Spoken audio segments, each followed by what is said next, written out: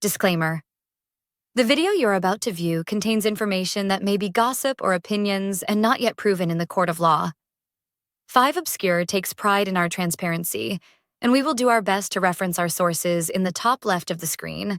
Please do your own research and make your own judgments. Diddy party stories, they're our favorite genre of anecdote, if you have one, yeah. Wow, okay, I've got a lot I can't tell. So, can't tell that one either. Because P. Diddy be wanting to party, and you gotta tell him no. We support victims. We have done this historically through our work and will continue to do so in the future. But is Ashton Kutcher hiding something we all missed? And why has Mila Kunis suddenly gone silent about her husband? Ashton has been using his celebrity platform to advocate for but now you're telling me that his wife just moved out because of things that are about to unfold with the Diddy case. Some shocking revelations may suggest a deep connection between Ashton and Diddy that no one saw coming. But did Ashton know more than he ever let on? And could Mila Kunis be playing a dangerous game of exposure that could unravel Hollywood's most disturbing secrets? We support victims. We have done this historically through our work and will continue to do so in the future. A lot of people have been asking why Ashton Kutcher suddenly disappeared from the spotlight after Diddy's recent legal battles. Rumors of a breakup between Ashton and Mila Kunis are swirling, and their connection to Diddy is raising more than a few eyebrows. The web between Ashton Kutcher and Diddy is thick with mystery, and today we're breaking down everything we know about Ashton's involvement in Diddy's secret world. But it doesn't end there, because the FBI is now involved. You said we are not done, and that Combs did not do this alone. Do you foresee that there could be other charges related to this case? I'm not taking anything off the table. What exactly does Mila Kunis know that could blow this case wide open? Could Ashton's role in Diddy's life have been more sinister than we ever imagined? It seems like everything Ashton Kutcher touches is under scrutiny these days, but what we're about to reveal may shock even his most loyal fans. Ashton has been in the spotlight for years as the charming goofball, the funny guy who made us laugh on That 70s Show, and the tech-savvy entrepreneur. But recent events have shown there's a lot more going on behind the scenes. First off, many people don't realize that Ashton Kutcher and Diddy go way back. Sean Combs has gone by a million names over the years. Started out in the 90s in NYC, back when he was P. Diddy, then Puffy, then Just Love. He launched Bad Boy Records in '93, which eventually became Bad Boy Entertainment, one of the biggest names in the music biz. And he didn't just bring any old artist with him, he brought the Notorious Big, aka Christopher Wallace. That name alone was making Bad Boy Entertainment some millions a year at one point. Puffy has been making money off of Biggie's name for longer than Biggie was alive. People keep forgetting he hadn't turned 25 yet. He was still 24 when he died. But here's the thing. Combs wasn't just making headlines because of his music. Oh no, he was all over the place. Fashion, TV shows, you name it. And this is where things get interesting. Combs found himself rubbing elbows with another A-lister, Ashton Kutcher. Yep, that's right. Diddy and Ashton were tight. Our relationship was really bizarre. We became fast friends, and we used to just hang out, watch football together. And he came over and I was like, I'm going for a run. He's like, oh, I'll go for a run with you. So how did these two link up? It all started with Punk'd. You remember that prank show on MTV, right? But Combs didn't stop there. He also produced a bunch of seasons of Making the Band on MTV, where wannabe stars competed to make it big. And during all of this, Ashton and Diddy were often spotted together, at events, parties, you name it. Ashton was a regular at Diddy's famous Labor Day white party back in 2010. You know those bougie events where everyone wears white and things probably get wild behind the scenes? Here's a fun tidbit. When Time magazine named Ashton one of the 100 most influential people that year, Diddy gushed over him saying, Ashton Kutcher is a sounding board for me. Like me, he's a mogul, a new media mogul. But we're like yin and yang. I'm in your face and he's all cool and suave. Cute, right? Fast forward to 2019, and Ashton's on Hot Ones, getting grilled by Sean Evans while eating spicy wings. Of course, the topic of Diddy's legendary parties came up, and let's just say Ashton had a lot of stories he couldn't tell. Oh, okay, I've got a lot I can't tell. So, can't tell that one. With Diddy facing charges that include everything from STF-icking to racketeering, people are now wondering if Ashton Kutcher knew more than he's letting on. In any case, Ashton Kutcher is definitely not the innocent party in all of this. You see, last year, Ashton and Mila found themselves knee-deep in controversy, and it's all thanks to some resurfaced clips like these.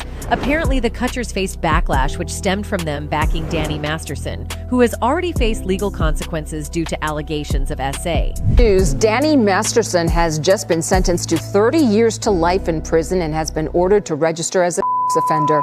A jury convicted the actor on 2 counts of back in May.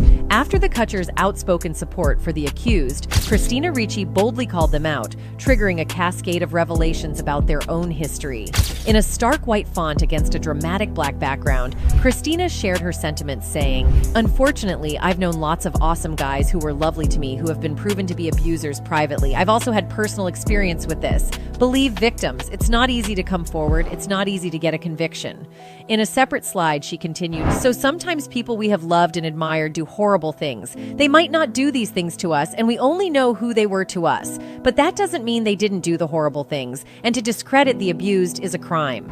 People we know as awesome guys can be predators and abusers. It's tough to accept, but we have to. If we say support victims, women, children, men, boys, then we must be able to take this stance," the note concluded. While Christina Ricci didn't drop any names, her social media posts left little to the imagination, seemingly aimed at the celebrity couple currently embroiled in a whirlwind of controversy, none other than Ashton Kutcher and Mila Kunis. These two have been under the microscope for their unwavering support of Masterson. For context, Ashton Kutcher and Mila Kunis wrote to the court as character references, urging Los Angeles Superior Court Judge Charlene Olmedo to offer Masterson leniency in letters dated between July and August last year, after he was convicted in May of the same year for SA. In his letter obtained by The Hollywood Reporter, Kutcher referred to his co-star as a role model with exceptional character and explained that Masterson was the reason Kutcher didn't fall into drugs. Any time that we were to meet someone or interact with someone who was on drugs or did drugs, he made it clear that that wouldn't be a good person to be friends with, the Your Place or Mine star wrote. Kunis wrote in her letter that Masterson had been an exceptional older brother figure to her. She also touted his avoidance of drugs, which inspired her to stay away from substances. Danny's steadfastness in promoting a drug-free lifestyle has been a guiding light in my journey through the entertainment world and has helped me prioritize my well-being and focus on making responsible choices, the Friends with Benefits actress added.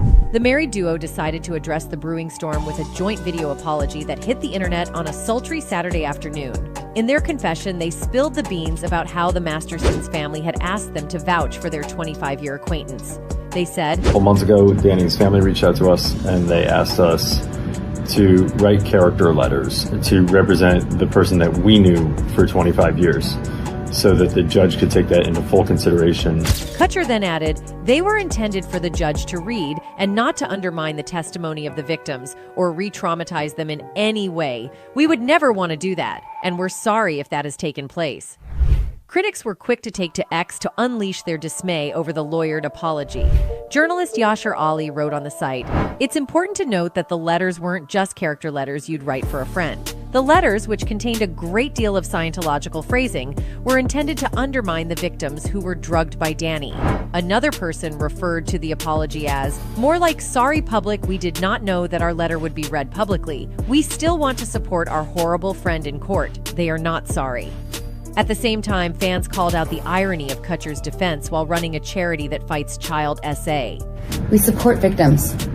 We have done this historically through our work and will continue to do so in the future. Kutcher co-founded Thorn with his ex-wife Demi Moore. The organization partners with tech companies, NGOs, and law enforcement to fight illegal human trading of young ones in the digital age. One fan commented on this saying, "I hope no one forgot Ashton Kutcher is a co-founder of Thorn. Interesting that a man who claims to advocate for SA also defended a man who is accused of such a thing." Meanwhile, after all this backlash, Christina re-emerged on Sunday via Instagram stories to clarify that she wasn't referring specifically to the Kutchers, although she admitted that recent events have made her think more about this. What I wrote wasn't meant to seem so pointed, she began in the post to her 1.6 million followers. It's just something I've been thinking about generally as different individuals' wrongdoings have come to light over the past couple of years, and I too have found it difficult to reconcile the person or people I knew with the things they've done, she finished. But yes, recent events have made me think more about this. In any case, Christina's choice of words in labeling the act of people discrediting victims, in this case Ashton and Mila, as a crime has raised some eyebrows. Some fans believe that there could be more to this story, and that Christina could be hinting that these two celebrities should also be considered criminals for siding with Masterson. One fan actually commented on this, saying, "She's right about this. They're very wrong for what they did, and their apology is not even enough. They should be punished too." But folks, this is where things get interesting. Apparently, fans have received word that Ashton isn't exactly as innocent as he would like us to believe. One of Danny Masterson's accusers is taking Ashton Kutcher to the woodshed after his in-court support of his old pal, and doing it by resurfacing old footage that hasn't aged well.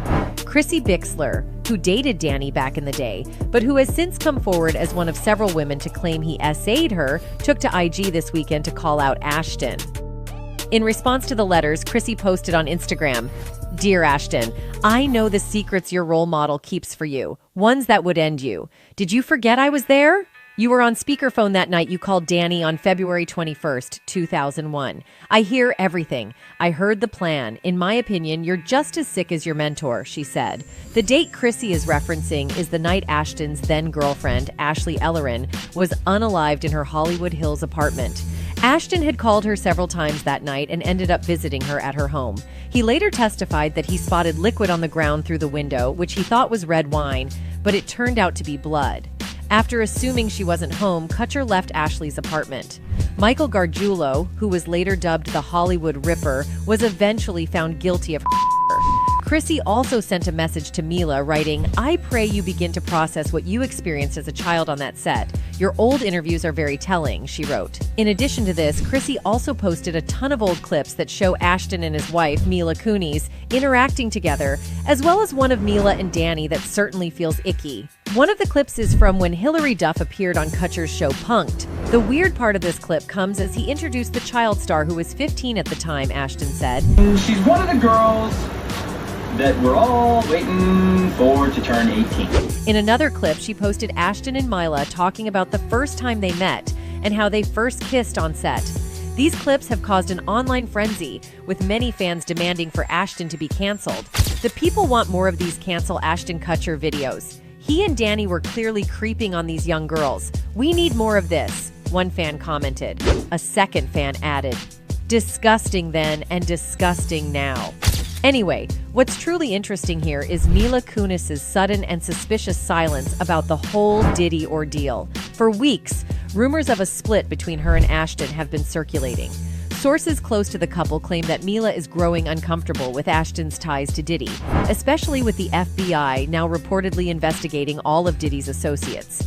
Real sound from a gossip podcast discussing Ashton and Mila's split rumors. Could Mila be cooperating with authorities behind the scenes? If so, it makes sense why she's distanced herself from Ashton. She may know something explosive that could put Ashton in serious legal jeopardy. After all, she has been by his side for years and would have had access to his private world. There are even whispers that Mila has been speaking with federal investigators, providing key information that could potentially expose Ashton's role in Diddy's criminal circle. If that's true, Ashton's world could be about to come crashing down. Anyway, Diddy has been making headlines for weeks, arrested, locked up, and now refusing to eat, paranoid that he might be poisoned. Getting reports that Diddy isn't eating while in jail, and it could be because he thinks someone's trying to poison his food. Speculation is running wild that Sean Diddy Combs might be refusing to eat in jail, fearing he could be Epsteined, taken out and made to look like a self-harm fatality. Sources close to the situation suggest that Diddy's paranoia is through the roof, especially as his testimony could expose dirt on some of the most powerful players in the industry. Former inmate Larry Levine has fueled the rumor mill by claiming Diddy may have stopped eating altogether because he's afraid someone might poison his food. Levine hints that Diddy's got serious secrets on people with deep pockets and high stakes, and they might want him silenced before he can take the stand. Justin Bieber. Kevin Hart. Mark Wahlberg. Snoop. DJ Khaled. For some, it's easy to brush off Diddy's fear as paranoia. But for others, this is just the beginning of a much larger story. The timing is what's raising suspicion. Diddy's testimony is scheduled to happen soon.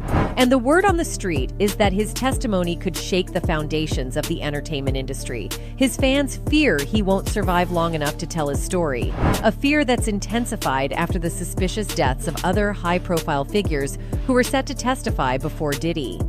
To make things worse for him, the judge recently denied his bail request. This is after Diddy tried to offer a whopping $50 million, as well as putting up his and his mom's multi-million-dollar mansions in Miami as collateral. Oh, and get this, he even offered up his passport and the passports of his children, including his 1-year-old kid who's barely old enough to walk. But despite all of that, the judge wasn't having it. They said, nope, you're staying put, essentially sending a message that Diddy isn't going anywhere anytime soon.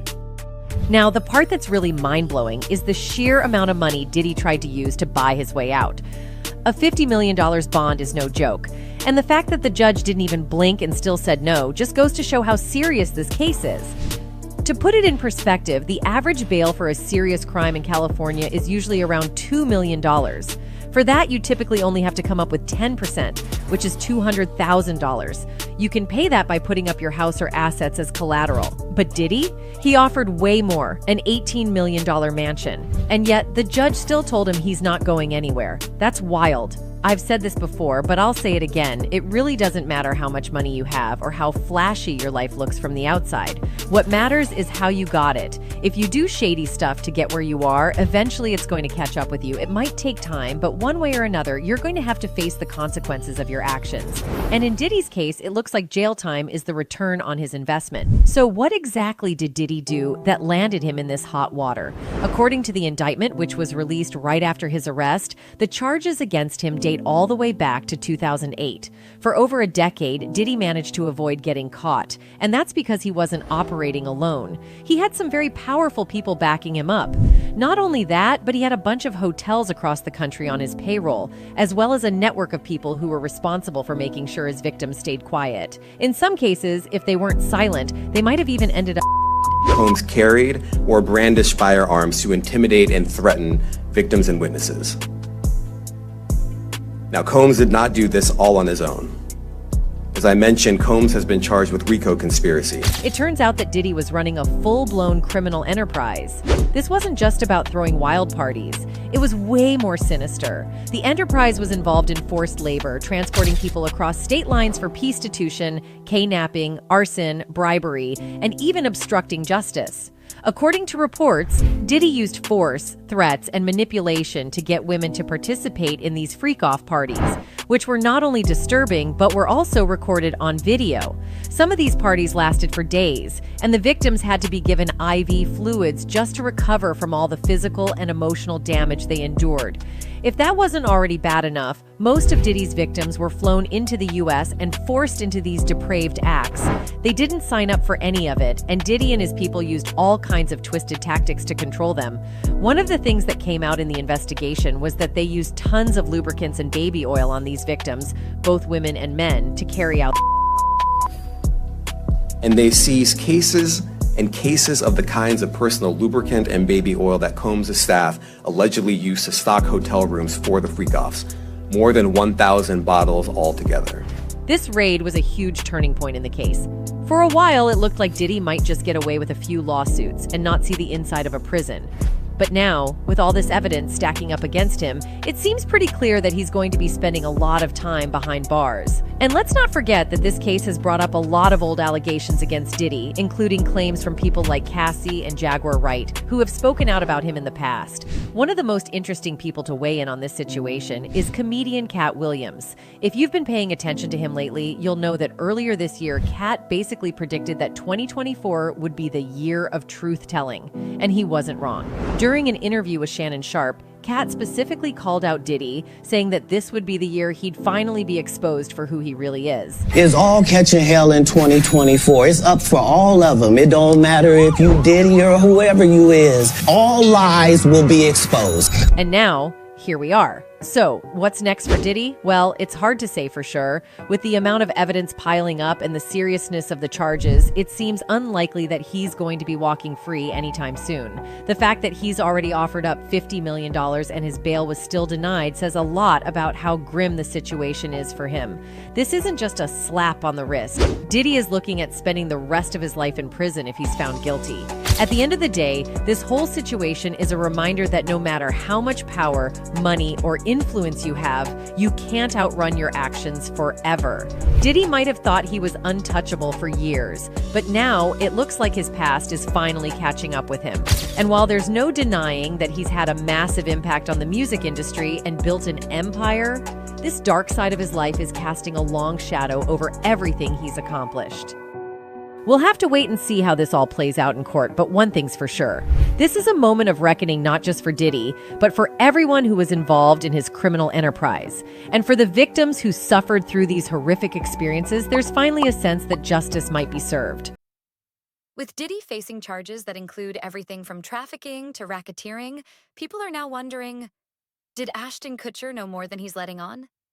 Did he murk his side piece? Is he just one of Diddy's many puppets? Stay tuned to 5 Obscure for more updates on this ongoing story.